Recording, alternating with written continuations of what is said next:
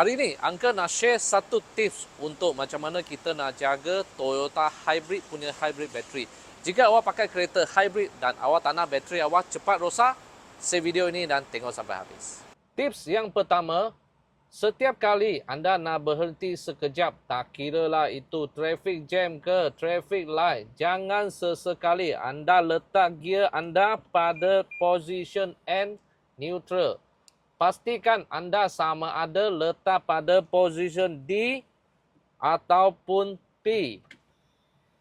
Untuk sesiapa yang dekat traffic jam, tapi dia punya kereta ada brake hold, pakailah brake hold. Anda mesti rasa hairan. Kenapa? Aku dah pakai kereta 2-30 tahun, aku taruh N saja, tak ada problem. Kenapa ini pula tak boleh? Jom kita tengok. Okey, sekarang ini gear pada position P. Nampak? P. Ini adalah hybrid punya itu bateri tengah charging. Awak boleh nampak dari engine kita charge ini bateri sebab ini bateri mau kong sudah. Dia tinggal 3 bar saja. So, kita tukar ini gear pergi N. Nampak? Nampak ini gear N. Ini pun N. Lepas tu you nampak apa jadi? Ya.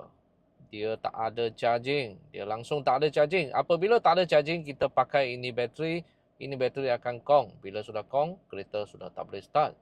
So, kita taruh balik. Ini dia punya itu gear kepada D.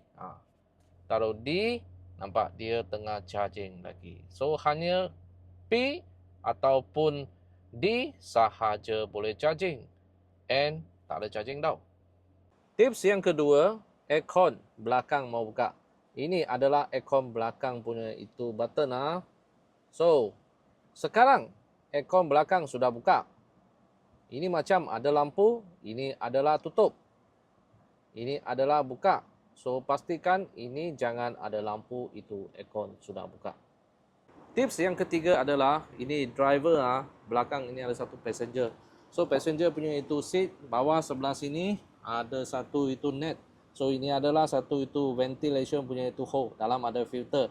Di sini, jangan blok apa-apa benda. Pastikan aircon buka. Ini jaring-jaring lubang-lubang ini jangan blok. Kalau ada blok, you boleh ambil itu kain ataupun vacuum. Kasih lap bersih-bersih supaya udara sejuk boleh masuk di sini untuk sejukkan dia punya hybrid battery. Okey, itulah 3 tips macam mana kita nak jaga Toyota hybrid punya bateri supaya tak ada cepat rosak. Saya adalah Uncle Lim daripada Toyota Balakong Selangor. Kalau awak nak beli kereta Toyota, jangan lupa cari Uncle Lim. Untuk sesiapa yang belum follow Uncle Lim, kliklah sebelah sini untuk follow sama Uncle Lim.